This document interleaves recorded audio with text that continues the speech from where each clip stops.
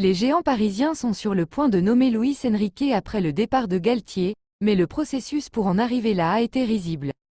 Au début du printemps, le Paris Saint-Germain s'est rendu compte que Christophe Galtier n'était pas l'entraîneur qu'il lui fallait pour faire progresser le club. Cette décision interne précoce a certainement donné un avantage au Paris Saint-Germain dans sa quête d'un entraîneur de haut niveau, n'est-ce pas? Ce n'est pas ce que l'on pourrait croire à en juger par ce qui s'est passé depuis. D'abord, il y a eu Thomas Tuchel. Et pourquoi le PSG ne le voudrait-il pas? Il s'agissait d'un manager vainqueur de la Ligue des Champions, avec des membres qui s'agitent et des tactiques intelligentes. Certes, les Parisiens avaient déjà connu ce genre de situation, et s'étaient spectaculairement épuisés quelques mois après avoir atteint la finale de la Ligue des Champions, mais il n'y avait pas de meilleur manager sur le marché. Tuchel, cependant, a été attiré par le Bayern Munich avant que le PSG n'ait le courage de licencier officiellement Galtier. Puis, brièvement, ce fut José Mourinho. Et ce n'était peut-être pas la pire des idées. Oui, le manager portugais était devenu, d'une certaine manière, encore plus toxique lorsqu'il était à la Roma. Mais il a toujours gagné en Europe, à l'exception de la triste finale de l'Europa League perdue au tir au but il y a quelques semaines. Peut-être qu'un régime totalitaire était exactement ce dont le club du Qatar avait besoin. Après cela, Julian Nagelsmann était le favori. Celui-ci était encore plus excitant. L'Allemand portait des vêtements à la mode, avait une coupe de cheveux cool et faisait du skateboard. Son limogeage par le Bayern avait suscité quelques inquiétudes, mais il avait mis les Bavarois sur la voie du triplé avant d'être injustement écarté par un conseil d'administration erratique. Jeune, à la mode, tactiquement astucieux, c'était certainement la direction dont le PSG avait besoin. Mais ce projet, qui semblait certain de se concrétiser, est aujourd'hui tombé à l'eau. Au lieu de cela, le PSG a apparemment jeté son dévolu sur Luis Enrique. Les références sont certainement là. Il a remporté la Ligue des Champions, a entraîné de grands noms et fera jouer les Parisiens sur de jolies bases. Mais cela n'enlève rien au fait que Luis Enrique est effectivement le quatrième choix, le remplaçant du remplaçant du remplaçant du remplaçant pour un poste qui, théoriquement, devrait être très convoité. Tout cela est révélateur de l'état du club. Le PSG, la plus grande équipe de France, avec le troisième plus gros budget d'Europe, et l'équipe qui a été capable d'attirer certains des plus grands noms du football, ne parvient pas à s'attacher les services d'un manager de renom. Il s'agit en fait d'une équipe qui ne parvient pas à corriger ses propres erreurs et qui, pour cette raison, n'a plus d'option à un poste vital. Ce n'est pas un concept nouveau. Lorsque Qatari Sports Investment a repris le club en 2011, le PSG a immédiatement essayé de le moderniser. Les nominations judicieuses d'antan ont disparu au profit des grands noms. Carlo Ancelotti, Laurent Blanc, Unai Emery, Tuchel et Mauricio Pochettino sont tous passés par le club avant de le quitter. À l'époque, tous étaient des noms très cotés et très médiatisés. Ancelotti avait presque tout gagné lorsqu'il a été recruté pour diriger le nouveau projet en 2011. Le mandat de Blanc en France a été turbulent, mais il ne manquait pas d'expérience avec les grands noms. Puis sont arrivés Emery, Tuchel et Pochettino, des managers différents, mais similaires dans leur application. Il s'agit d'un trio d'entraîneurs qui ont gagné quelque chose, qui ont prouvé qu'ils étaient capables de diriger un grand club, mais qui n'étaient pas réputés pour leur contrôle des vestiaires. Et ils ont tous terminé leur mandat de la même manière. Les stars qui avaient été recrutées pour renforcer la marque PSG ne se conformaient pas si facilement à leurs tendances tactiques, et si tous les trois s'appuyaient sur la complexité, l'engagement et la pureté des systèmes pour réussir, les superstars à gros budget lancés dans des équipes qui essaient d'être façonnées d'une certaine manière ne fonctionnent pas toujours. C'est une question de complexité. Tous les managers ne traitent pas tous les joueurs de la même manière. Mais Neymar, Kylian Mbappé et Lionel Messi, des individus transformateurs comme ils le sont, ont tous été recrutés au détriment de l'équipe. Et aucun des 4 derniers managers du PSG, y compris Galtier, n'a jamais été capable de les gérer. Mais cette fois, un mystérieux acteur supplémentaire est impliqué. Le recrutement du gourou des transferts Luis Campos en 2022 a toujours été un pari. Si les talents de recruteur du Portugais sont indéniables, il ne semble pas y avoir beaucoup de place pour lui dans un club où les joueurs vedettes, un conseil d'administration exigeant et un manager indigné se disputent le pouvoir. Certaines de ces craintes se sont avérées fondées. Campos et Galtier partagent en quelque sorte la même vision du club, mais on ne sait pas exactement ce que le Portugais doit faire.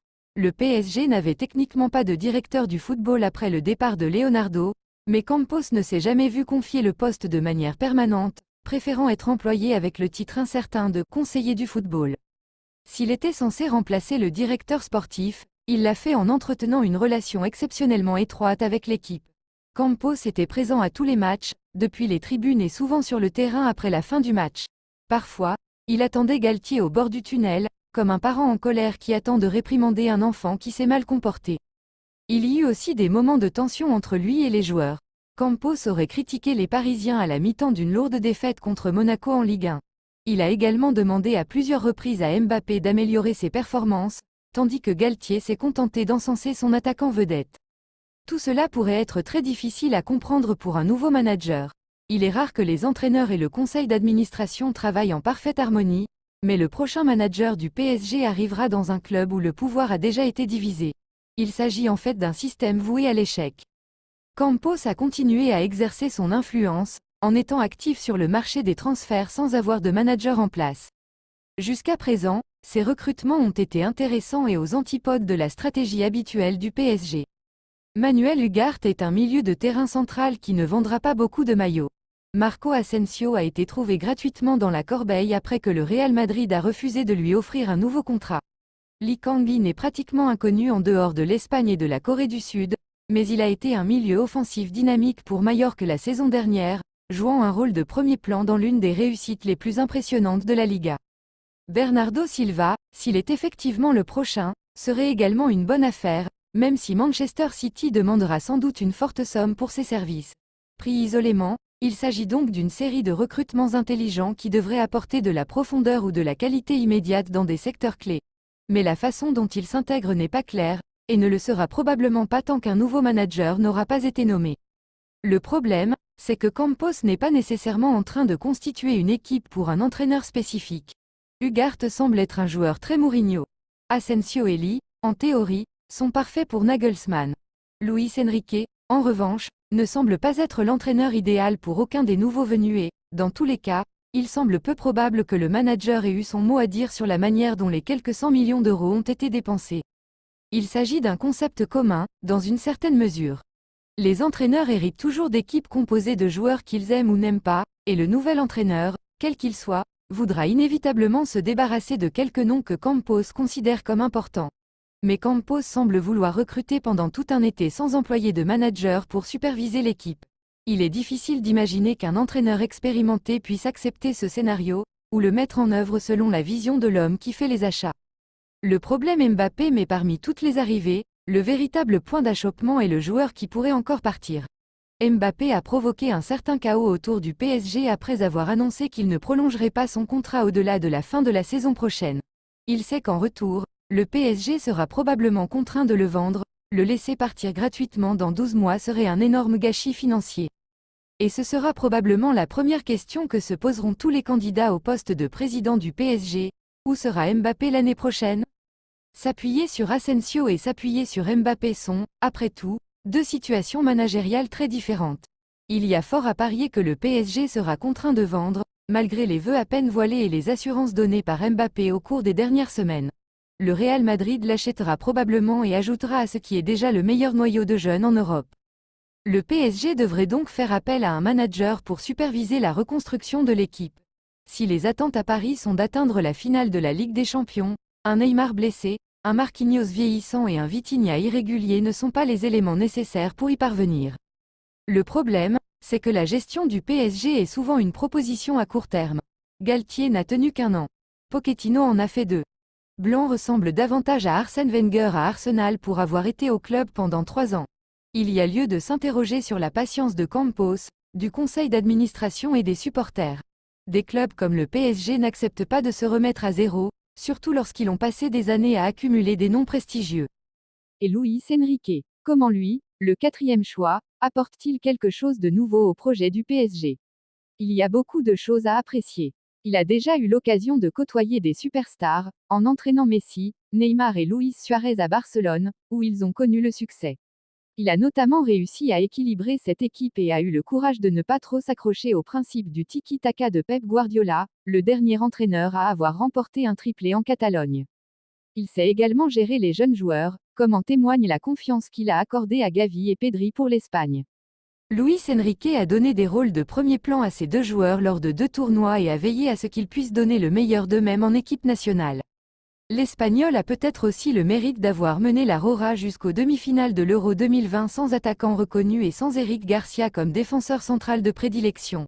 L'Espagne n'est jamais vraiment au-dessus de son poids, elle fait partie des favoris de chaque tournoi, mais il a certainement tiré le meilleur parti d'un groupe limité.